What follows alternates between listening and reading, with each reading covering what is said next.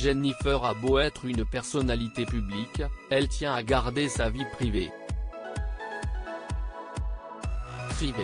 Ainsi, son public n'a jamais eu la chance de découvrir ses enfants, dont le dernier serait né en mai dernier en Corse, en toute discrétion.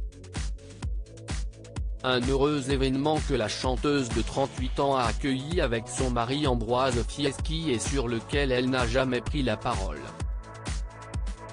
Jennifer n'a toutefois pas pu y échapper lors de sa dernière interview pour Télé 7 jours, parue ce lundi 6 septembre 2021, à l'approche de la diffusion de The Voice All Stars.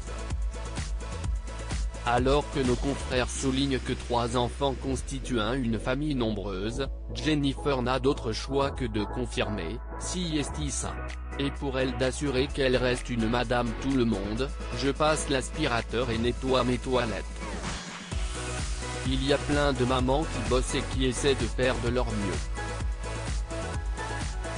Je fais pareil, explique-t-elle, sans en dire plus sur son quotidien de maman. Un quotidien personnel bien à l'écart de sa vie de star de la musique.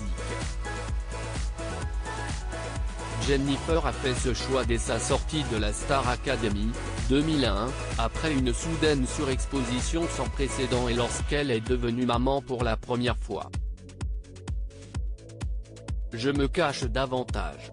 J'esquive, on va dire. J'aurais pu être encore plus abîmée par tout ça.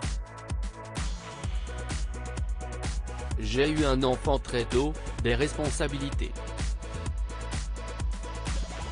Cela m'a donné la force et permis de garder le cap, estime-t-elle aujourd'hui. Il est vrai que Jennifer n'était âgée que de 22 ans lorsque son fils aîné, Aaron, est né. Il est aujourd'hui âgé de 17 ans et est issu des amours passés de la coach de The Voice Step 1, avec Maxime Nucci. S'en est suivi Joseph, 7 ans, fruit de sa relation avec Thierry Neuvik. Avec son mari Ambroise et leur enfant commun, ils forment donc une belle et grande famille recomposée.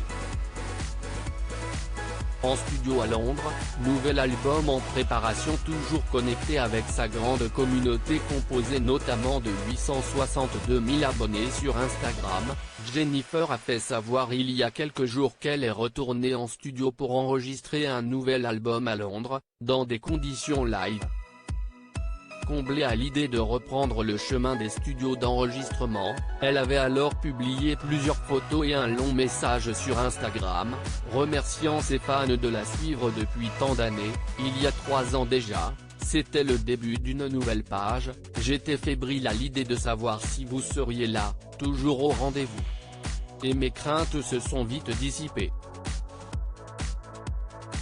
Au-delà de l'accueil que vous avez réservé à l'album, nous avons vécu tous ensemble une aventure extraordinaire. La tournée.